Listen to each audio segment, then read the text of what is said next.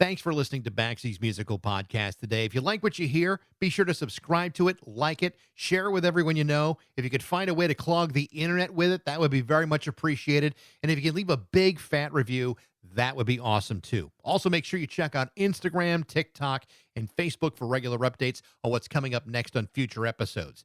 Today, we're brought to you by Metro Chrysler Dodge Jeep Ram of Chicopee.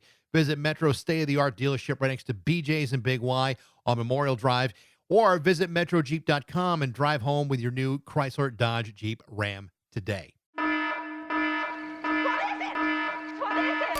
It's Baxy's Musical Podcast.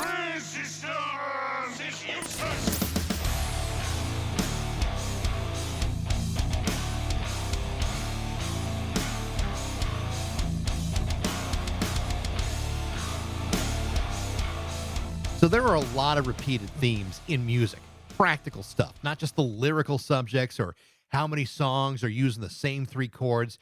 I'm talking about real life stuff, the stuff that artists have to endure just to have a career in music. How many interviews have I done with somebody who signed a horrible contract? How many times have I talked to someone who was abused by their record companies? Or how many times has an artist been told that their best stuff wasn't good enough simply because somebody couldn't identify a hit? Or that they've decided not to support your record because they've moved on to something else. I'll tell you exactly how many artists I've interviewed that have fallen under those kinds of situations. Just about all of them.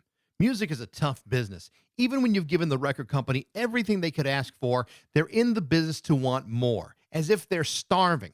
On top of that, they want it cooked a different way because the way you've been doing it all along is no longer what they're hungry for. A perfectly good example of this would be singer-songwriter Tracy Bonham. In 1996, Tracy Bonham released her debut album, The Burdens of Being Upright. The album would be nominated for 2 Grammys. It was not only a critical success, the record went gold in less than a year. Sales were driven by her enormous hit Mother, Mother, which topped the Billboard Modern Rock charts for more than a month. Tracy had done everything that any record company could have hoped for. In this case, it was Island Records. So when it came time to release her next album the following year, Island wasn't satisfied with the initial result. They demanded a hit. So Tracy went back, wrote more songs, but then that delayed the release of the record, at which point Island insisted that the record be released no later than the fall of 1998, now more than 2.5 years after the release of her first record. And then all hell broke loose when Island's parent company was sold to Seagram's and merged into the Universal Music Group. In the midst of a corporate restructuring in which all the old people were replaced with new people, Tracy's second album, Down Here, was delayed even further and wasn't released for another 1.5 years until the spring of 2000, nearly 4 years later after all those Grammy nominations. Ironically, that record was every bit as good as the first, but you might not know that if you made your listening decisions purely based upon how strongly a record company backs it up. Sadly, it's not an unusual story. What's even more frustrating is that since then, Tracy Bonham has released some of the most compelling music of her career, and she would do that over the next 4 albums. You see, there's a definitive contradiction between being the artist that you know you are and being the commercial property that the record company wants you to be. In the end, the record industry has suffered from their short-sightedness while the true artists continue to find ways of making their voices heard. Tracy's just released the title track for her upcoming album, Damn the Sky for Being So Wide. It is a beautiful and stunning track that finds Tracy at another crossroads in her life with a whole new set of challenges. Tracy's just wrapped up a recent West Coast tour with Jill Sabule. She's also performed 2 shows in her hometown of Eugene, Oregon with the Eugene Ballet, and there's a lot more yet to come. Tracy Bonham is an insanely talented artist with a deep classical background whose gift of expressing powerful, raw emotions in her songwriting is something that she has mastered from the very beginning. This is my conversation with Tracy Bonham on Baxy's Musical Podcast.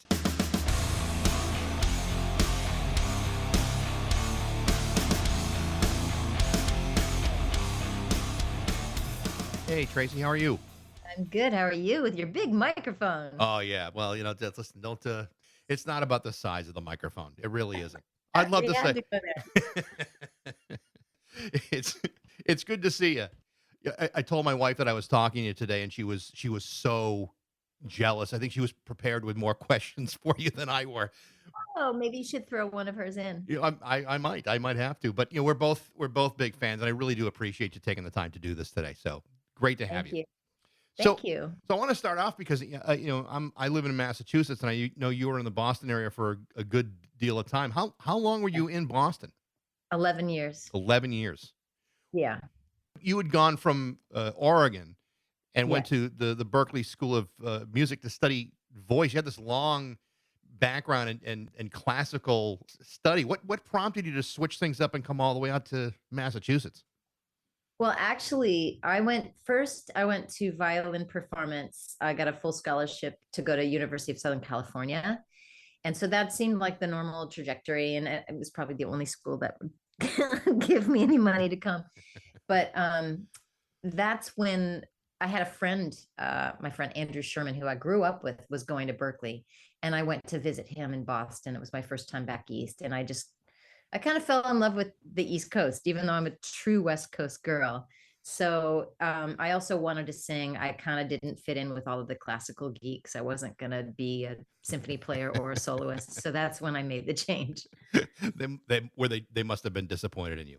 Very, very disappointed. I was already like a mischief maker. Like they Yeah. knew my time was numbered. My days were numbered. So you started off fairly young. I mean, and I know your mom was in musical, I think musical theater, I think it was. What did you Right. start playing first? Was it, like violin, piano, that kind of thing? I think the first, well, it was probably recorder. Oh my God. I hate that instrument.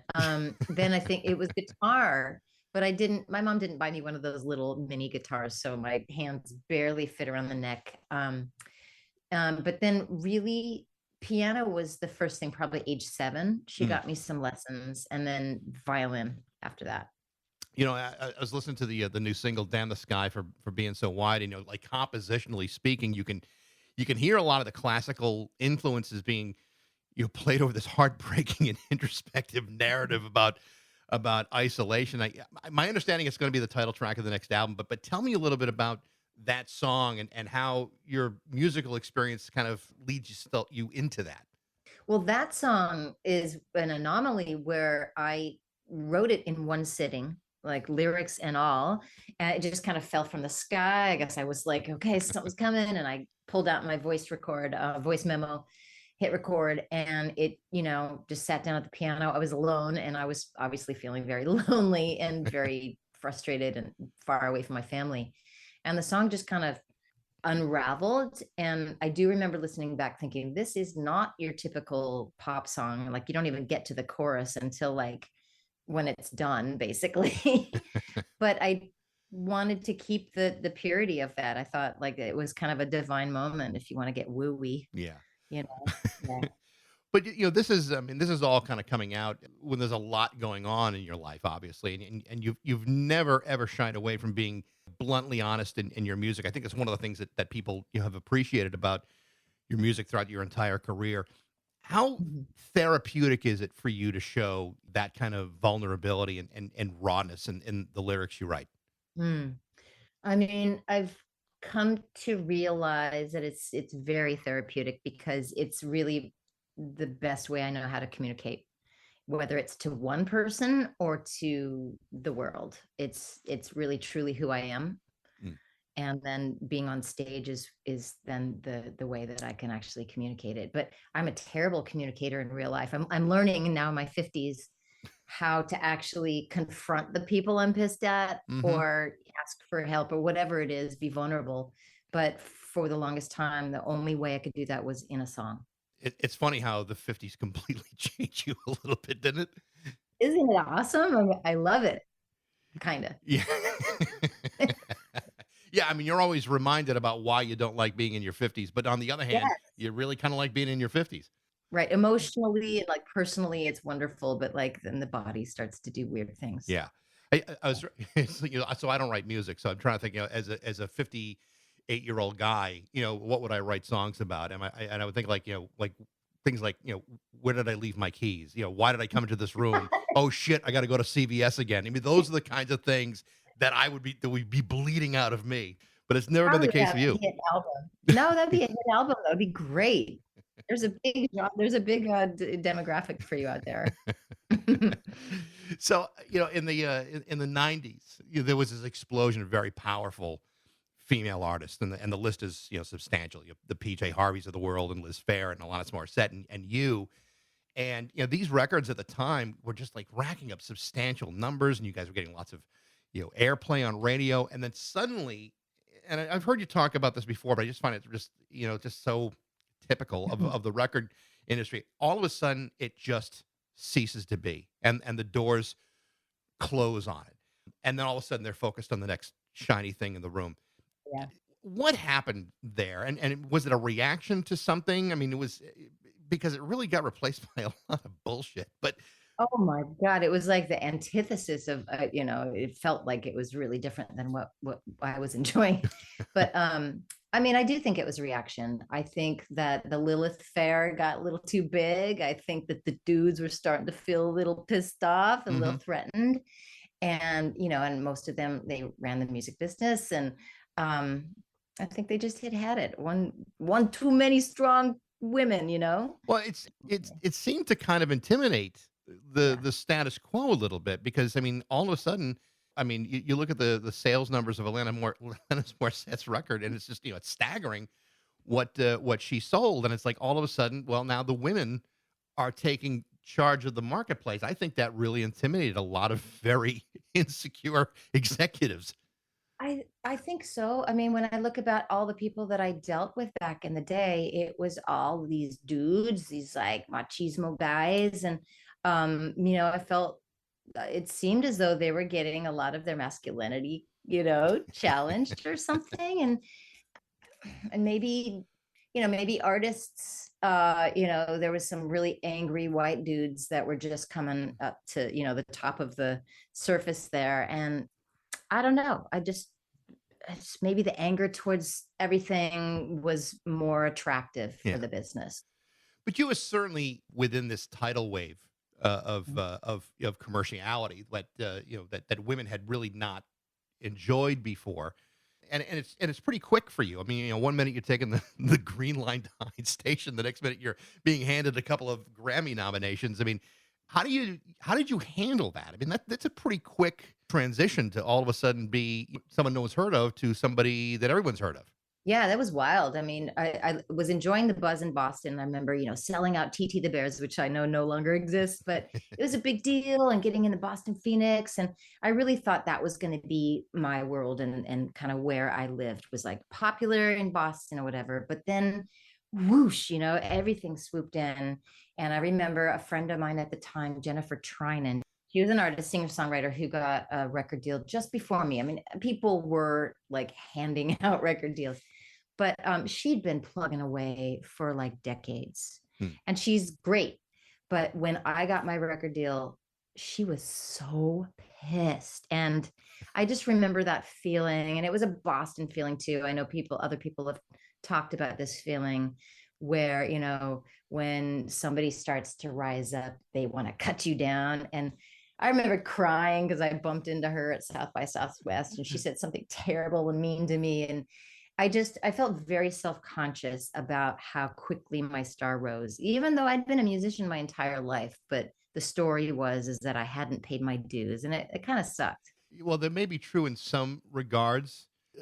An album or a bunch of songs that connect with people is something that you don't they don't teach you at Berkeley how to how to handle swift success. I mean, that just doesn't really happen for a lot of people. But if I know a lot of people get very jealous about seeing friends succeed, but the truth of the matter is, if they succeed, there's usually a reason why they're succeeding, and you have to respect at least the fact that they've gotten to that point or gotten that attention. Exactly. Yeah. Do you feel like you handled that even amongst all of that criticism, that you handled that well, that sudden success? And would you have done anything differently? Oh, yeah. I mean, I would have done a lot differently. Let's see. I mean, I was a little older. I was like 27 when things started to really pop for me.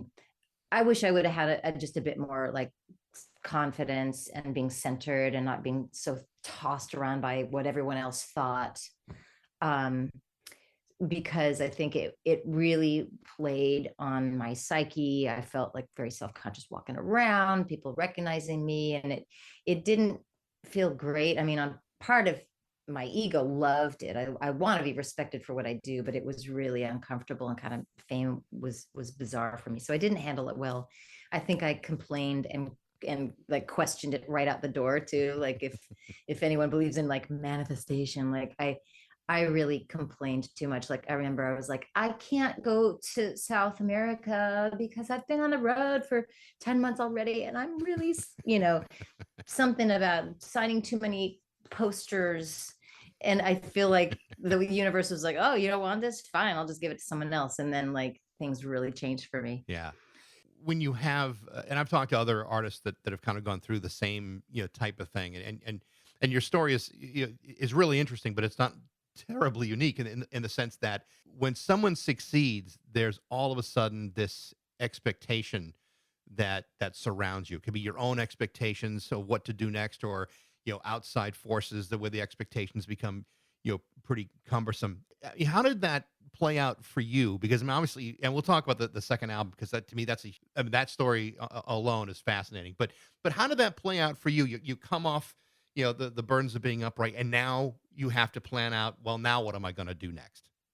That was hard. But I already saw the writing on the wall, though, during the promotion and the tours for my first album. I had already kind of been involved with Island Records and Polygram and whoever it changed into from like 1993 onwards. So I was like, oh, I see. This is tumultuous. This Mm, this isn't gonna last. And in fact, I have a song on my album called One Hit Wonder. I think I kind of I'd been seeing it happen to other people. I kind of was like, I'm not surprised that this would happen to me. I didn't want it to happen to me. But then, yeah, as I got off the road and things kind of came to a halt, there was this weird pressure to, yeah, write hits. I was offered a lot of like chances to go and write on, Jerry Harrison's Houseboat, go to the castle in France to write hit songs with other songwriters, and um, just this kind of priming of like, well, what's next for Tracy? But the pressure was awful. And also, I was a new songwriter. I hadn't been writing songs for more than like 5 years. So I was like, shit, I got to dig deep. Like, what am I, how am I supposed to do this again? yeah. What's interesting to me is, so here's Island that had helped you succeed in a lot of ways. But then it's like, yeah, how could a company that helped you so much screw it up so badly? Yeah, they really did. It's just, I mean, the story of Down Here is a really troublesome one. But like I said, it's not that unusual in the sense that a record company can really just destroy itself. And it's a sad thing, because I think in a lot of ways, Down Here is as good, if not better, of an album than the first one. I really love that record. But it just, there's a process here. Obviously, Island wants you to write hits. That delays you 2 more years. And then all of a sudden, all hell breaks loose with Island and their parent company being sold, and you're kind of left out there flapping in the wind. Walk me through that a little bit, because it's, I mean, to me, it's an amazing story. Oh, okay, good. I'm glad you think so. And yes, so 98 was when I was gonna release my second album, was just finishing it up. It seemed like that, okay, 2 years already was like enough time. And I was like, oh, am I relevant still? But then everything started to move, and the president of the company left, and this guy left, and this guy left. And I was rotating between A&R people, and it was Seagram's for a minute, and then it was I can't even keep track, Universal, whatever. I can't even keep track of the what happened. But when Def Jam merged with Island, that was very, it was just different. I Mm. like Def Jam, and I dig Leora Cohen, but they were confused, and Island and Def Jam, and they didn't know what to do with me, basically. So then Leor would get in the picture and take me out to dinner and take me on helicopter rides and get me a town car from the Hamptons to back to Brooklyn. And Tracy smoking a cigar, I'm worth $110 million, and sitting in the back of a limo, and don't you want to be at the party? And I was like, this guy's fascinating to me, but what the hell am I doing in the back of a limo with this guy Right. talking about my career? So it was confusing. My management at the time was also MIA, whole story there. But and Woodstock 99. It was just like everything was changing. And I felt like a real fish out of water. I wanted to make my artistic album down here. Everyone was complaining, don't ask producer Mitchell Froome. They used to call him doom and gloom Mitchell Froome because he had kind of an artistic side to him, and so Yeah. none of them And no understood. history of success. Exactly, right? Like he has so many beautiful, amazing albums, successful albums, and he loves to work with real artists, and Sure. that's why I went. But it was a really sad time. I was really frustrated, Yeah. really, really angry, actually. Well, the thing that always surprises me. So if you look at the way things are now, if an artist releases like 2 albums in 5 years, they say, "Whoa, slow down, you're getting too busy." But when it's you, it's like, okay, so 4 years have gone by. People are saying, "Well, what happened to her? Did she quit? Where'd she go?" Yeah, And by today's standards, that would be no big deal. But by the time Down Here comes out, they've yeah, moved on completely, and they're a totally different entity, and it doesn't have anything to do with what you are as an artist anymore. And I right. know you're not the only artist who has been frustrated by that process because it happens to a lot of people where they're just now focused on like a totally different genre or movement or whatever they think is going to make them fast bucks right now. That has Yeah. to be, I mean, it had to be incredibly frustrating.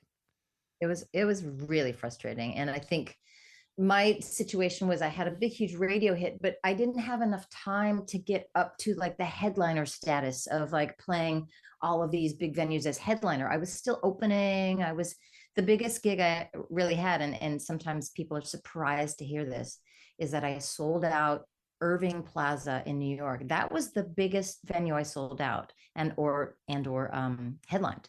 I didn't headline other big venues like some of my like compatriots did. Yeah. I didn't have the track history. So then the radio hit happens and that's wonderful. But where are those people? Where do they go? It's not like they're concert goers who you can kind of get back to come to your show. And so once things slowed down and my manager said you he said something really weird like you got to go hide your head in the sand and wait for this to all be over instead of be out on the road. Like who says that? I mean, I really now want to strangle him. The best thing that you could do is to earn no money for an extended period of time. Go The disappear last for a while. yeah, yeah, the last thing you wanna do is make a living. Could you Yeah. could you avoid that for a while, and then we'll get through all this? I think that's part of a major part of the reason why I lost all momentum is that I Yeah, didn't connect with the fans in a real way. It was more just like that, radio kind of anonymous like venue. yeah. Obviously, after that experience, Island winds up dropping you as if somehow this is your fault, and, but then, after that, you keep releasing albums, like, every 5 years on what seems like a regular pattern. Yeah. Obviously, after this experience and this kind of frustration, you were you hesitant to go back and to record more songs, or were you anxious to get back out there and start expressing yourself again? I feel as though I was a little bit adrift. I was lost after that for a while. And things happen in the world and in my life. Like there was 9/11.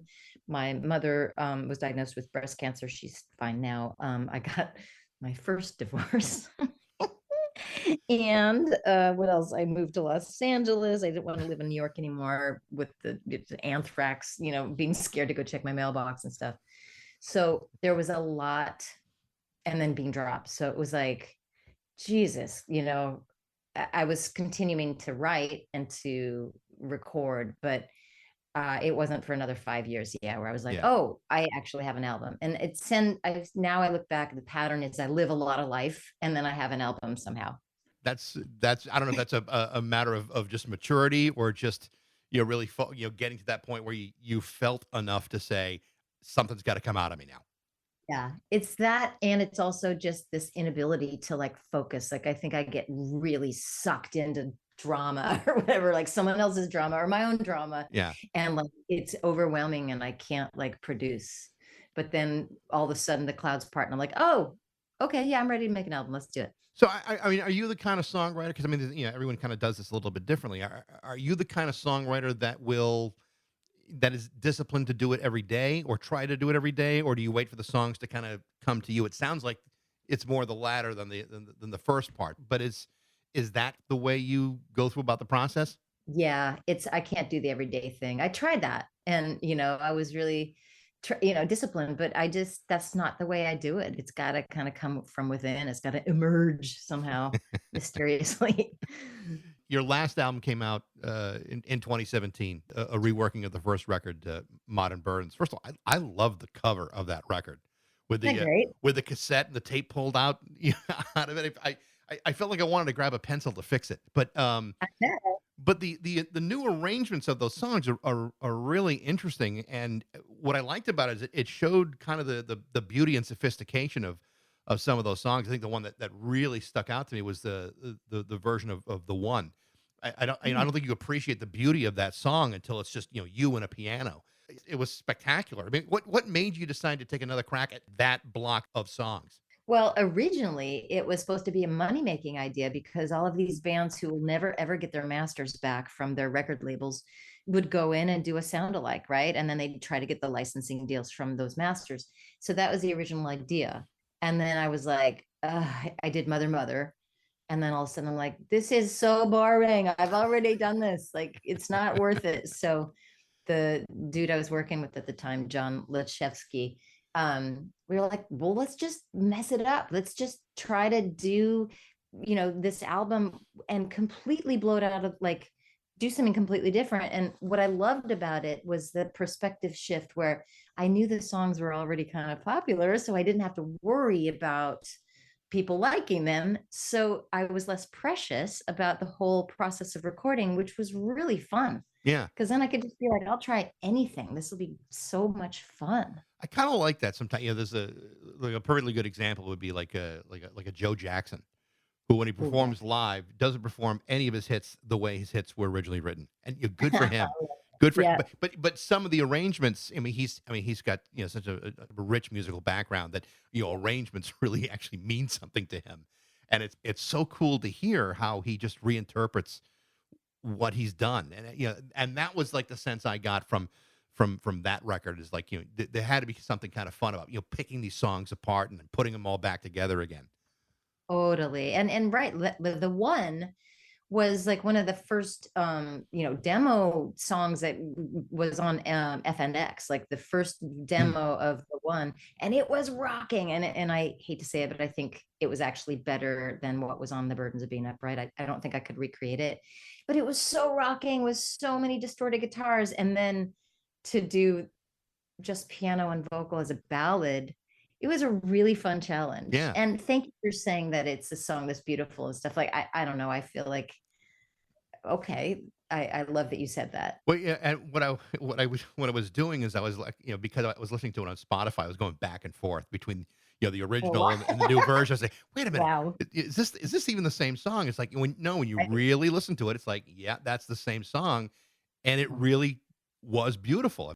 You know what's cool is when I started touring again, I guess I'd taken a break. And then all of a sudden I found myself touring in like 2018, and I was playing that, version of the one, and I'd hear people sobbing in the Yeah, audience. And I'd talk to them and they'd be like old fans who reconnected with that song in a different way. totally. I Yeah. can totally see why they would do that. One of the things Cool. that you've been doing, I want to ask you about this because I think it's right. I also think this is very cool. You've been teaching music now to kids for a while. That has Right. to be so much fun. Oh my God, it is. It is. Tell me about that. Tell me. Well, first of all, how did you decide to do that, and then tell me about the experience of it. Okay. I came off the road.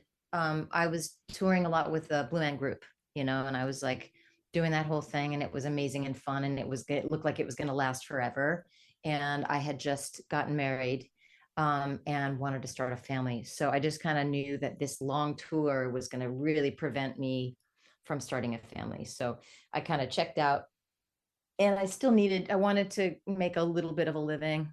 Hmm. We got a dog first, and then I just started teaching privately because I can teach violin or guitar or piano or whatever you want, voice, whatever.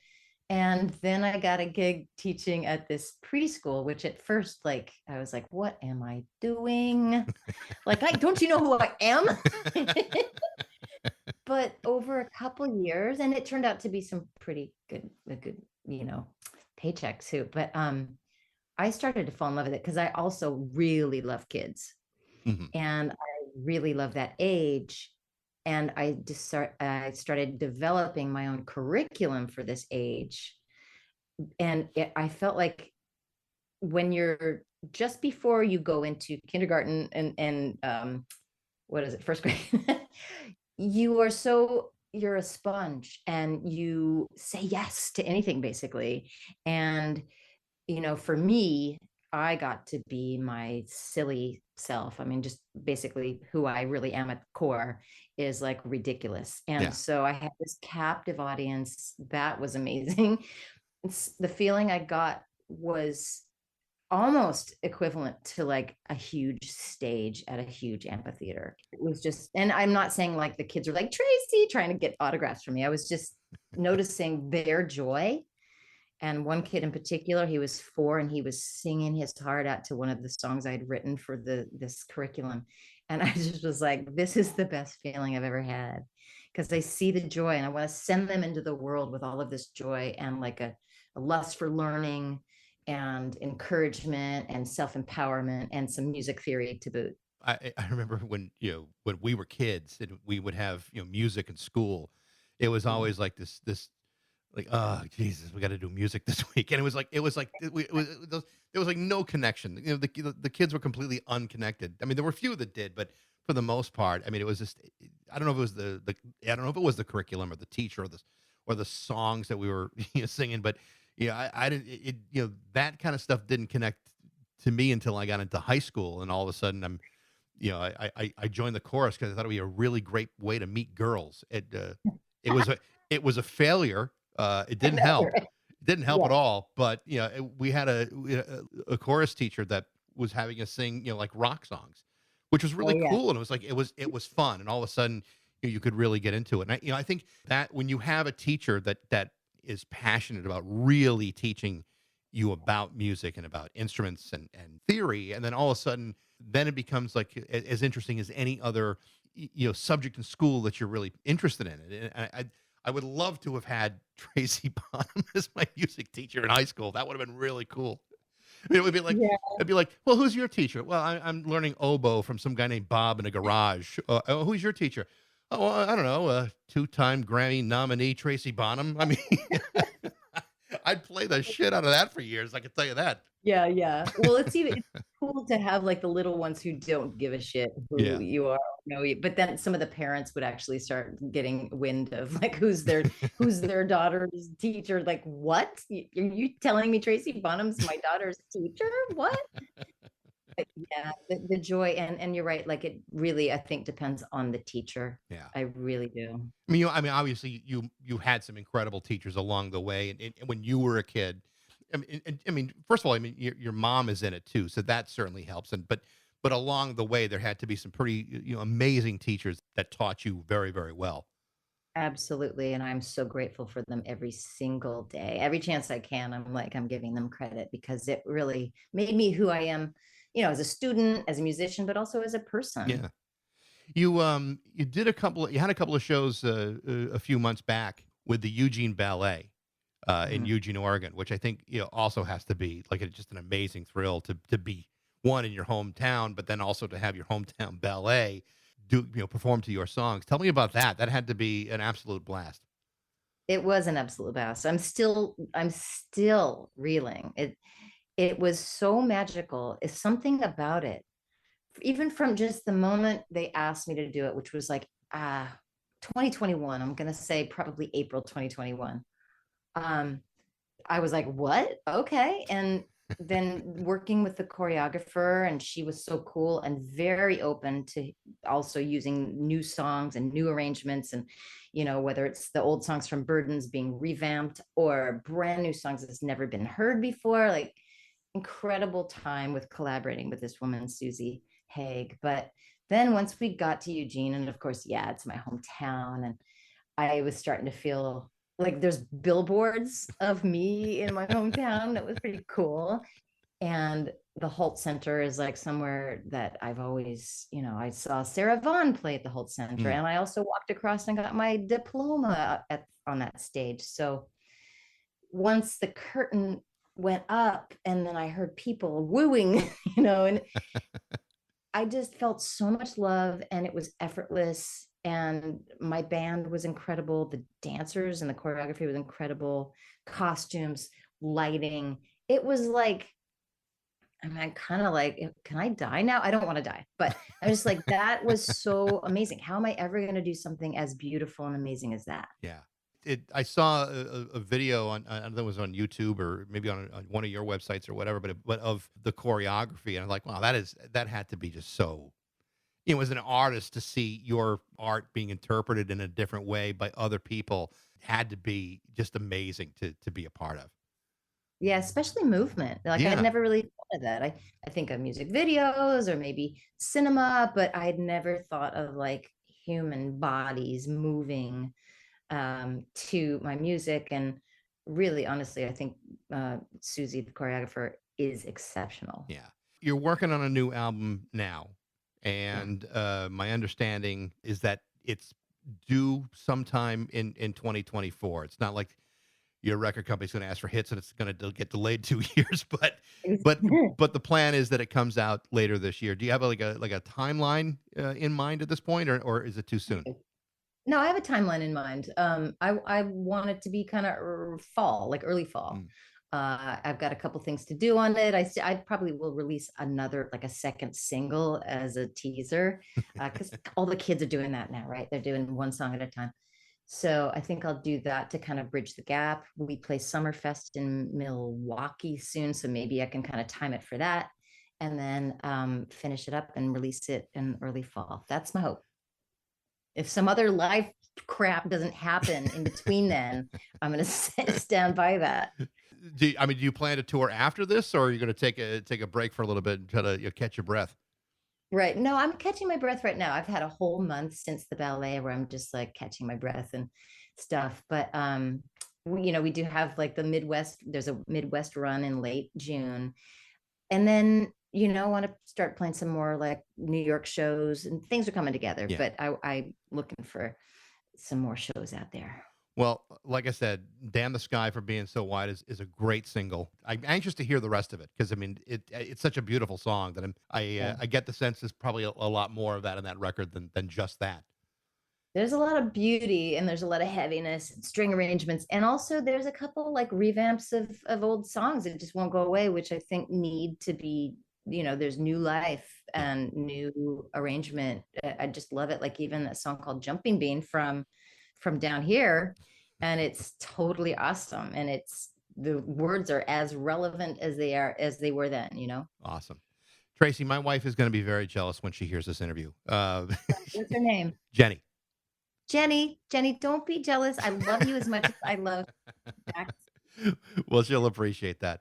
Tracy, this has been a lot of fun. I'm so glad we had a chance to do this today. Thank you so much, and best of luck to you. Thank you so much. The name of the upcoming Tracy Bonham album is going to be called Damn the Sky for Being So Wide. The title track is already available. Thanks for listening. I hope you enjoyed it. If you did, like it, share it, review it, subscribe to it. Be sure to follow on Instagram, TikTok, and Facebook. You can also email me at bax@rock102.com. Thanks to Metro Chrysler Dodge Jeep and Ram of Chicopee, and thanks most of all to you for listening to Baxi's Musical Podcast.